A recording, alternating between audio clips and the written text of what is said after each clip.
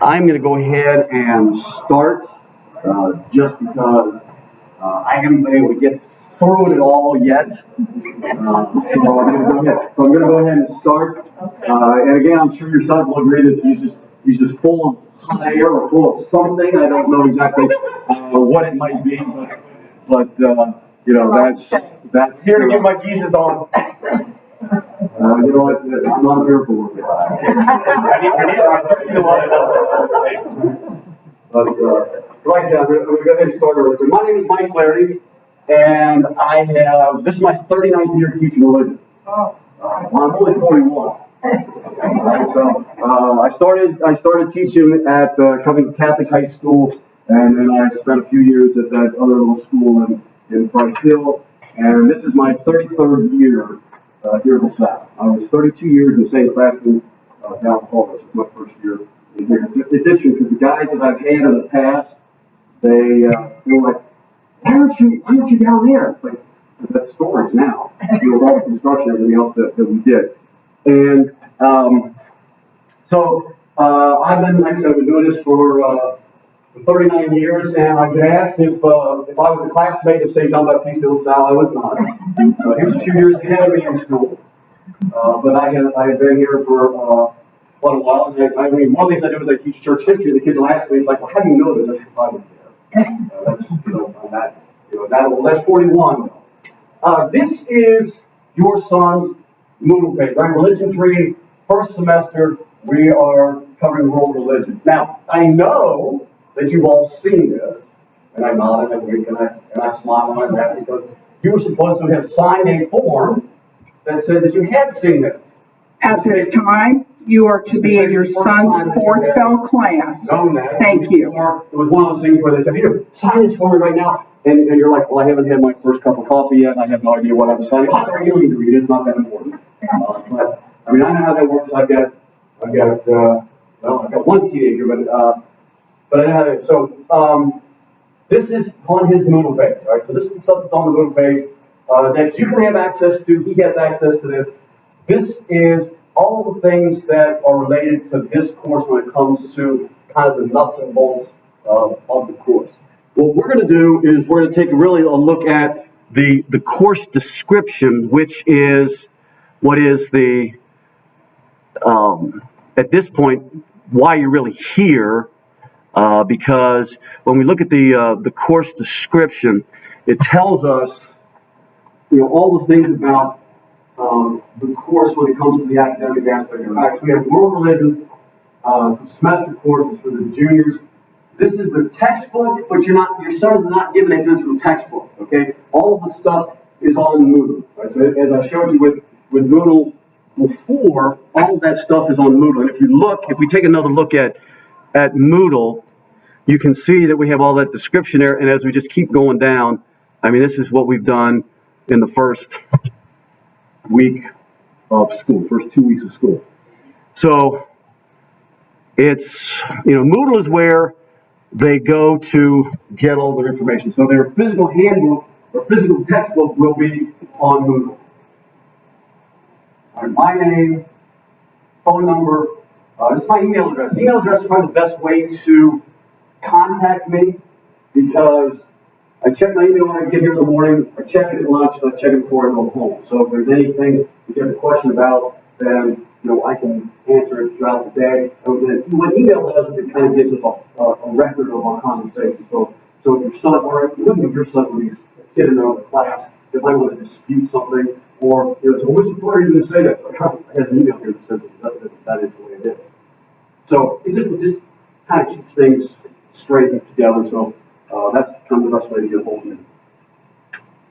All right, so with the course objectives, I'm not going to go into the course objectives. You guys, you can read that if you want on Moodle. I want to look at the things that really why we're here, and it kind of deals with the grading procedure.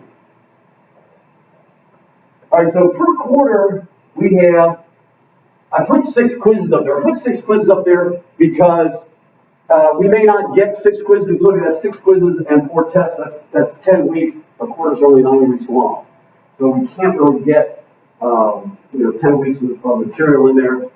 So when we get down to that last week of the quarter, and maybe we've only had 4 quizzes, you know, then maybe a kid will raise his hand and say, Neil, we're supposed to have 6 quizzes, and then we'll get 4.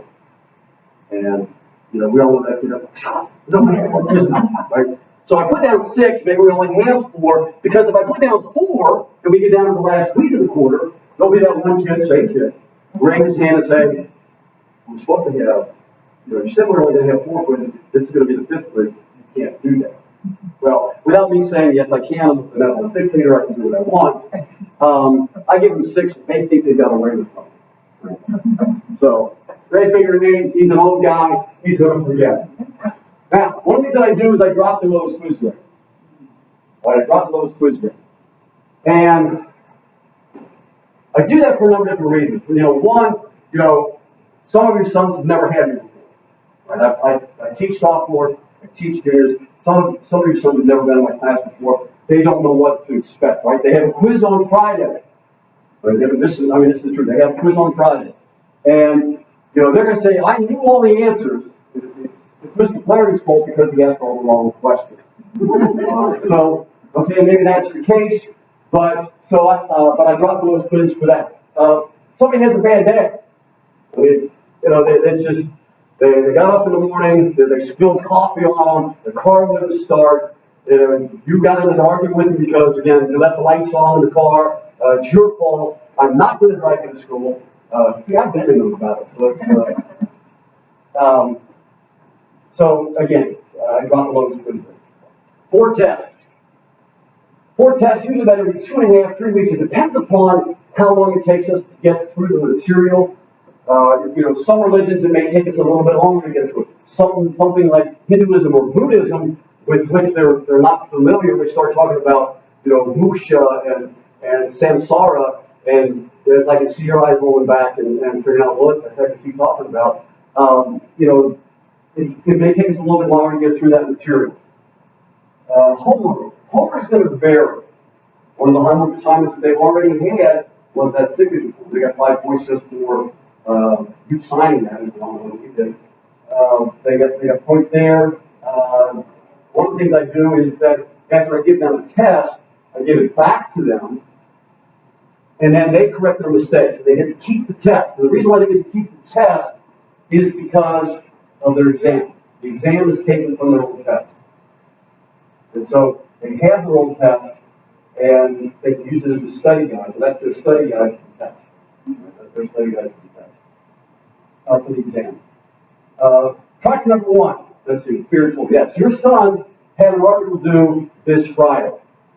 And what they're supposed to do is they're supposed to find an article that they can tell me that it has religious significance. Okay, so, you know, there are some that are pretty simple. Right? If somebody robs a bank, then shall not steal. Right? Even now, here's some things that wouldn't be considered a religious article. So, if the Bengals would ever win a playoff game, okay, though it would be a miracle, yes, okay, it's not considered a religious article. Just, you know, they try to pass those on. I mean, I had obituaries of priests and nuns. And, you know, she was a really nice old lady. Okay, not a religious article. So, you know, they try to get around. I will tell you this, I did have an article one time where it was about the Enron scandal. I remember the Enron scandal where, you know, they had the retirement plan and all their basically endowed was stolen by the company. So, I mean, this is in great detail. This summary of the article is in great detail. When they talked about the religious significance of it, they talked about how they were bearing false witness because they had promised these people that this money would be there for them when they retired. They talked about it was stealing because they diverted that money in other places. I thought Bob did a great job on that article. Now, here's the thing with project number 1. When we get to the second semester, first couple of weeks in the second semester, they will continue with the religious articles. But once we get to about the middle of the 3rd quarter, then, because we're taking vocations in the second semester, that we kind of change gears here. And they're going to do, I call it a Christian Living Project. Right? They're gonna graduate from college, so just so you know, all my sons are gonna graduate from college. They're gonna get a job, that's good too. They're gonna move out of your house, it's even better. And so they're gonna get a job, and they're gonna have to, you know, get an apartment, get a car. They're gonna have to buy groceries. They will eventually get married. They will have children. So it's one of the things that they're gonna do. They have to keep a balance sheet dealing with expenses. They have to find the apartment. They have to show me a picture of the apartment, how much they're gonna pay, per month in rent on the apartment. So, you know, again, that's part of that vocations thing, because that's where we are, with that in that course. Project number 2, we're still a little uncertain with regard to my project number 2, because project number 2 is group project. With the whole pandemic thing, it's a little dicey. You know, we can try to keep the 3 feet distance, the social distancing, sustain contact with you know, no more than 15 minutes together. You know, we'll see. I mean, it's like I said, it's something I want to do. We might be able to do it, you know, virtually, where there's certain things that they have to do. I did it with the students last spring when we weren't even in school. I put the kids in groups. They actually did group projects. I was impressed by the work that they did, because they did it all virtually. They merged the videos that they made. I mean, like one kid would film himself in part of the video. He would send it to the other kid. They would merge together. Then he would send it to the other kid. Like I said, they do a good job when they really know what they're doing. All right, videos. We have videos in the class, and they get 5 points just for watching the videos, because the videos that I present to them are for the educational value, not for the entertainment purposes. So they're responsible for the material, and so they. Parents, at this time, please make your way to your son's fifth bell class. Get in trouble if you're late Thank for you. class. I didn't know what told me out there. They said I was. You know, that's probably because you got history getting in trouble. That's fine. Any questions? Well, I either did a great job in explaining you all in great detail, or I just lost all of it. Enjoy the rest of the day. Thanks a lot. Question over to the why son walking issues? This is not that kind of talk. So he does start causing trouble. No, so far we're still in that honeymoon period. Exactly.